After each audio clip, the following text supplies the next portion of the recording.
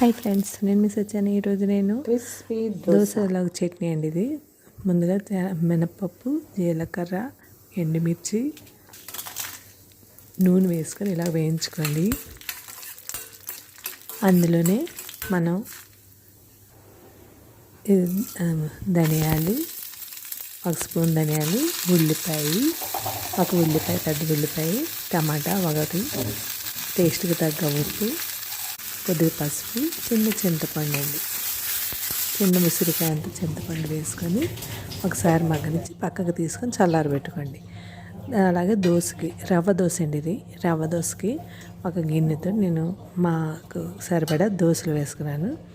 ఒక గిన్నెతోటి మైదా పిండి, ఒక గిన్నెతోటి ఏమో బియ్యం పిండి, అదే గిన్నెతో గోధుమ రవ్వ అంటే బాంబే రవ్వ అండి.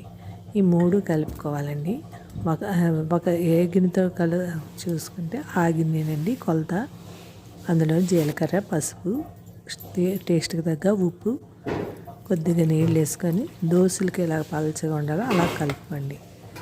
అందులో కరివేపాకు, కొత్తిమీర మీకు నచ్చితే వేసుకోవచ్చు, లేకపోతే లేదు. అందులో చిన్న చిన్న పచ్చిమిరపకాయ ముక్కలు చిన్న ముక్కల్లా కోసుకొని వేసుకోండి. అప్పుడు పంటి కింద కారం తగిలి చాలా బాగుంటాయి రవ్వ దోశలు. వీటికి ఉల్లిపాయ ముక్కలు కూడా చిన్న చిన్న ముక్కలు కోసుకొని మనం దోశల మీద వేసుకోవచ్చండి. నేనైతే వేయలేనట్టండి. ఇలాగ పెనం కాలేక ఈ దోశ ఇలా వేసుకొని పలుచగాని చూసారా.